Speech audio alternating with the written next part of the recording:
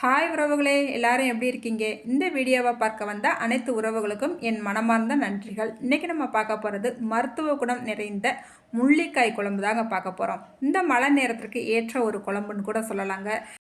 இந்த மழை நேரத்தில் பெரியவங்கலேருந்து சின்னவங்க வரைக்கும் அடிக்கடி சளி பிடிச்சிக்கிறோங்க.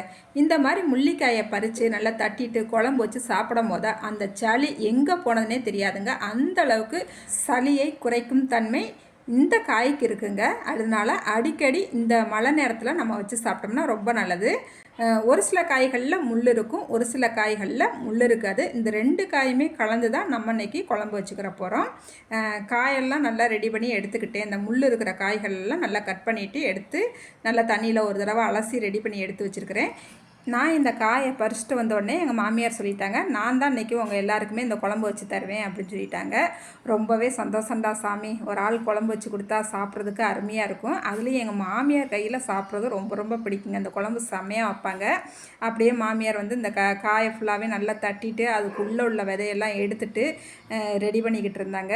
ரெண்டு பேருமே பேசிக்கிட்டே சமைக்க ஆரம்பிச்சிட்டாங்க. இருமலுக்கு தாவலை, சளிக்கு இருமலுக்கு தாவலை.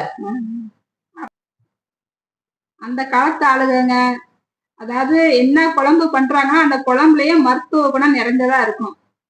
மழை நேரத்துல இந்த குழம்பெல்லாம் அடிக்கடி செஞ்சு சாப்பிடணும்னு சொல்லுவாங்க.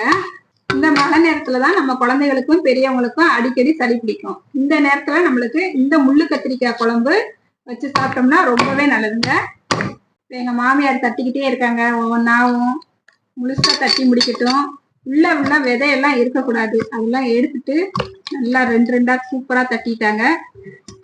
மீதம் உள்ளதையும் நல்லா தட்டி எடுத்துக்கிறோம். தட்டு கொடு, அரிசி போடு, தட்டி எடுத்துக்கல.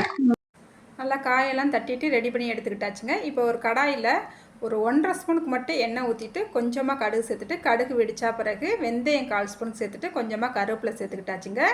எண்ணெய் வந்து கம்மியாக தான் சேர்க்குறாங்க. அதுக்கப்புறமா ஒரு 100 கிராம் சின்ன வெங்காயத்தை கட் பண்ணிவிட்டு இதோட சேர்த்துக்கலாங்க. பாருங்கள், நம்மெல்லாம் குழம்பு வச்சோம்னா எண்ணெய் பிரிஞ்சு வரணும்னு சொல்லி நினைப்போம். கொஞ்சம் எண்ணெய் அதிகமாக தான் சேர்ப்போம். ஆனால் எங்கள் மாமியார் இதுக்கு மேலே ஊற்றவே கூடாதுன்ட்டாங்க. ஒரு 1.5 ஸ்பூன் அளவு தான் எண்ணெய் சேர்த்தாங்க. அதுலேயேவும் அந்த வெங்காயத்தை மிதமான தீயில வச்சுக்கிட்டேவும் நல்லா வெங்காயம் கண்ணாடி பதம் வர வரைக்கும் நல்லா வதக்கிக்கிட்டாங்க. அதுக்கப்புறமா ஒரு 3 தக்காளி, நல்லா மீடியம் சைஸ் தக்காளியை நல்லா கட் பண்ணிவிட்டு அதை சேர்த்துக்கிட்டாச்சு. முள்ளிக்காயுமே நல்லா தட்டிட்டு நல்லா கழுவி எடுத்து ரெடி பண்ணி வச்சுக்கிட்டாச்சு. தக்காளியை நல்லா சேர்த்துட்டு அதுக்கு தேவையான அளவு உப்பு சேர்த்துக்கிட்டு அதுக்கப்புறமா நல்லா கலந்து விட்டுட்டு நம்ம முள்ளிக்காயுமே அதோட சேர்த்துக்கிட்டாச்சுங்க. தக்காளி கூடையவும் முள்ளிக்காயும் சேர்த்துட்டு நல்லா கலந்து விட்டுட்டு மூடி வச்சிடலாம். நல்லா ரெண்டுமே ஒன்று போல் நம்மளுக்கு வெந்து வந்துடும் சொல்லிடுவாங்க. மூடிடவா? பூண்டு போடலையா? அது கொஞ்ச நேரம் கழித்து போடுவோம், என்ன குழந்தைங்க. இப்போ கொஞ்சமாக மஞ்சத்தூள் சேர்த்துக்கலாம். மஞ்சத்தூள் சேர்த்துட்டு நல்லா கலந்து விட்டுடலாங்க. மறுபடியும் மூடி வச்சிடலாங்க. இந்த குழம்பு வச்சு சாப்பிட்டோம்னா சளி இறங்கிடும், சளிக்கு நல்லது. இப்போ நம்ம மூடி வச்சு ஒரு 3-4 நிமிஷம் ஆயிடுச்சுங்க. தக்காளியுமே நல்லா மசிஞ்சு வந்துருச்சு. அதுக்கப்புறமா நம்ம இப்போ பூண்டு சேர்த்துக்கலாம்.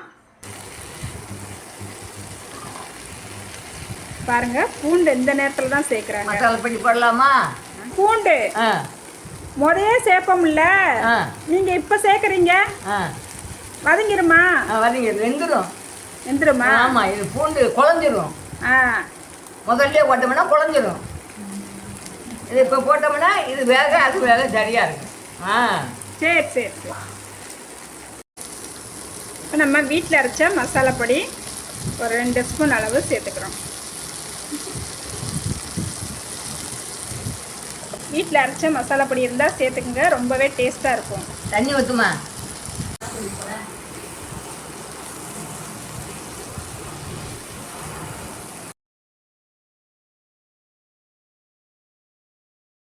மாமியார் மருமகள் வைத்த முள்ளிக்காய் குழம்பா? நானும் எங்கள் மாமியார் தான் வைக்கிறோம். குழம்பு நல்லா தான் வைக்கிறோம். முள்ளிக்காய் குழம்பு இப்படி தான் வைக்கணும், இப்படி தான் வைக்கணும். இப்போ நம்ம மூடி வச்சிடலாம். புளி கொஞ்ச நேரம் நல்லா கொஞ்சம் வெந்த வெட்டி புளியை ஊற்றி அப்படியே இறக்கிடணும். அவ்வளோதான். இந்த காட்டுக்கு முள்ளிக்காய் குழம்பு கருவாடு போட்டு வச்சு காட்டுக்கு கொண்டு போவோம், காட்டுல வெட்டி வச்சு சாப்பிடுவோம். சூப்பராக இருக்கும். சோறு பழைய சோத்துக்கும் இந்த குழம்புக்கு நல்லா இருக்கும். ஆ ஆ இப்போ நம்ம குழம்பு எப்படி கொதிக்குதுன்னு பார்த்துடலாம். ஓரளவு கொதிச்சுக்கிட்டே இருக்குது. இப்போ எங்கள் மாமியார் வந்து புளி ஊற்றிக்கிறாங்க. நல்லா புளி வந்து நான் கொஞ்சம் அதிகமாக கரைச்சிட்டேன். ஒரு பெரிய நெல்லிக்காய் சைஸ் கரைச்சி வச்சுருந்தேன். அவங்க வந்து கொஞ்சமாக போதுன்ட்டாங்க. இப்போ நம்ம ஒரு சில அளவு தேங்காவை நல்லா அடித்து எடுத்து வச்சுருக்குறோம். இப்போ இதையும் சேர்த்துக்கலாம். ஊற்று கையில் ஏமாட்ட கையில் ஐமா அது போதுமா? ஊற்று. பாருங்கள், குழம்பு நல்லா தக தக தகவன்றது பார்க்கவேவும் நல்லா வாசமும் ஜம ஜமன்னு வருது. நம்ம வாசத்துக்கே பசிக்குது. புளி தேங்காயெல்லாம் ஊற்றிட்டு மறுபடியும் ஒரு 5 நிமிஷத்துக்கு மட்டும் மூடி வச்சுருந்தாங்க. குழம்பு சூப்பரு. எந்திரிச்சா எல்லாம் போட்டு முள்ளிக்காய், தக்காளி, வெங்காயம், வெள்ளைப்பூடு எல்லாம் போட்டு மசாலா போட்டு உப்பு போட்டு எல்லாம் காய்ச்சி வெந்துடுச்சு. இறக்க போகிறோம்.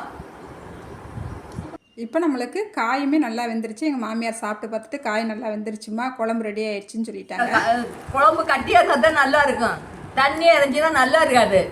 உப்பு உரப்பு எல்லாம் நல்லாவே இருக்கு.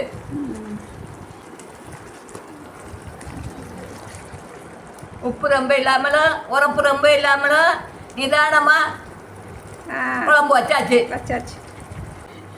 சாப்பிட வாங்க. அமர்த்திடுவோமா? அமர்த்துமா போதும். மூடிடு கொஞ்சம் நேரம் இருக்கட்டும். மூடிடவா? மூடிடு. ரைட்டுங்க, குழம்பு ரெடி ஆயிடுச்சு. எங்கள் மாமியார் சொல்லிட்டாங்க அடுப்பு ஆஃப் பண்ண சொல்லிட்டாங்க. குழம்ப கொஞ்சம் நேரம் மூடி வைக்க சொல்லியிருக்காங்க. மூடி தண்ணி ரொம்ப ஊற்றுனா தண்ணியாக இருக்குமாங்க. இதுன்னா பரட்டி சாப்பிட சரியாக போகும். சரி, அடுப்பு ஆஃப் பண்ணிவிட்டு மூடி வைக்கிறதுக்கு முன்னாடி ஒரு ஸ்பூன் மட்டும் நல்லெண்ணெய் மேலே விட்டுருக்கேங்க.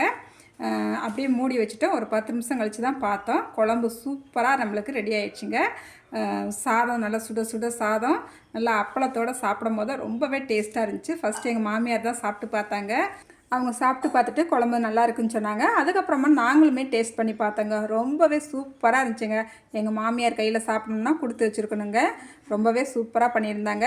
இந்த குழம்பு எங்கள் எல்லாருக்குமே ரொம்ப ரொம்ப பிடிச்சிருந்துச்சுங்க. இந்த முள்ளிக்காய் குழம்பு இதே அளவுகளோட நீங்களும் ட்ரை பண்ணி பாருங்கள். ட்ரை பண்ணிவிட்டு எப்படி வந்துச்சுன்னு மறக்காமல் கமெண்ட்டில் சொல்லுங்கள். இந்த வீடியோக்கு ஒரு லைக் பண்ணிவிடுங்க. அடுத்த ஒரு வீடியோவில் பார்க்கலாங்க. பாய்.